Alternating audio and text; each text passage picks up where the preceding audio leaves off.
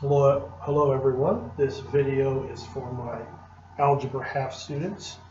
Today we're going to be doing lesson 73. We're actually going to be skipping several lessons that we may pick up later, ones that I would want to teach you when we're face to face.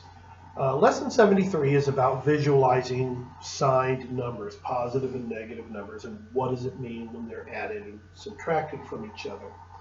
And they give us several examples like what you see here. And they put all these numbers in parentheses like this. One of the first things we're going to do when we work these out is get rid of those parentheses and try to simplify this a little bit. Now, right here you see they have positive 2 plus positive 4. This is a relatively simple one. First of all, actually, it is simple. Excuse me. This positive 2, you do not need to have that plus sign there. You could just simply write that as the number 2. And then we have this 4 here. And what I have to determine is this 2 plus 4 or is this 2 minus 4? In this one, it's simple. It's just simply 2 plus 4, and we get 6. But I want to go through how I know that. We see here that we've got a plus and a plus, a positive and a positive. You can think of this plus sign in between almost as the word and. I have 2, positive 2, and I have positive 4. Positive 2 and positive 4 gives me positive 6. But another way I want you to think about it is up here. Anytime you have 2 plus signs together, you get a plus.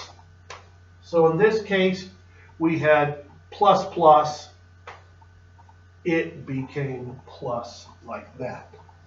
Now let's look at the second one. It says positive 4 plus negative 6. We can think of that as positive 4 and negative 6. You've got 4 things good and 6 things bad. How many do you have in the end? Well, it turns out you've got 2 things bad. This positive 4 here, we can just forget about the positive. And right here, this says and negative 6. So we bring down the 6. Does that plus and minus together, does that become a plus or a minus in between? Well, anytime you have a plus, then a minus, with no numbers between them, that gives you a minus. The same when you have a minus, then a plus. That will give you also a minus.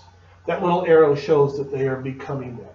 And notice I've drawn a little V arrow here. You do not have to do that, but I always find that it helps.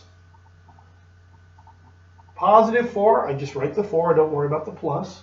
Plus minus becomes minus. 4 minus 6 gives me negative 2. The book said to visualize this.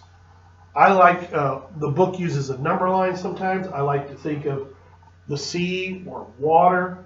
Here is 0 at water level.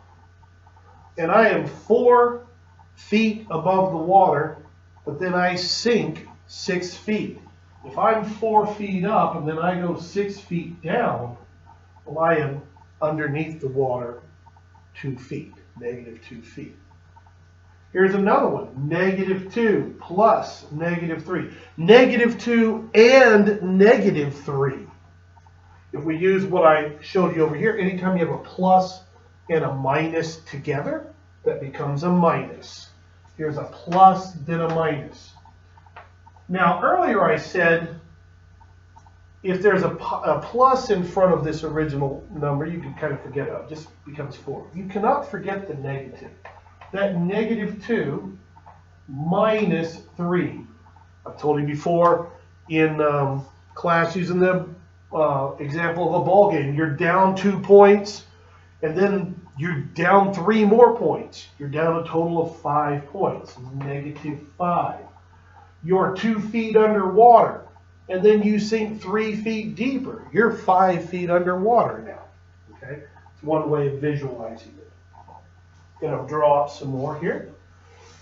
Excuse me.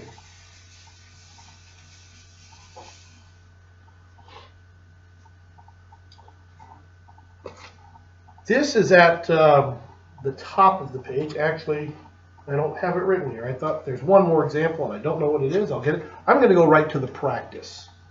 The practice, A, says negative 14, and then it has plus positive 2.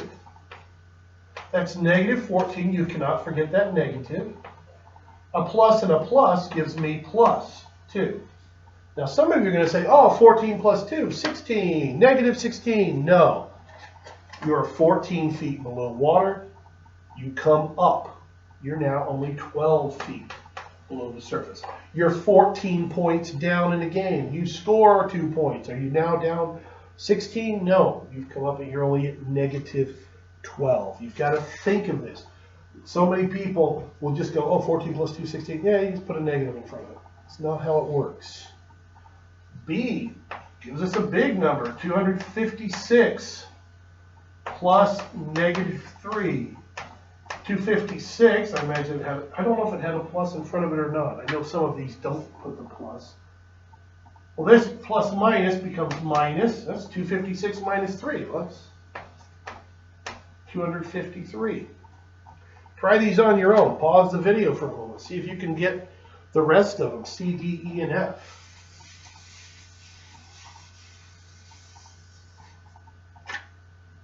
41 plus negative 8. Notice I'm not even putting parentheses now. Well, that becomes 41 minus 8. 33.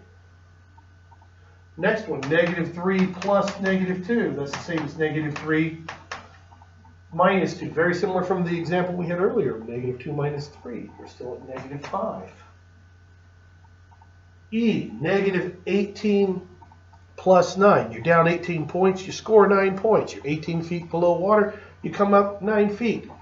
You're still, if in that game, 18 points down and you score 9, you're still behind, but how much are you behind? You're only down by 9. That would be, E would be negative 9. Letter F, negative 14 plus negative 15.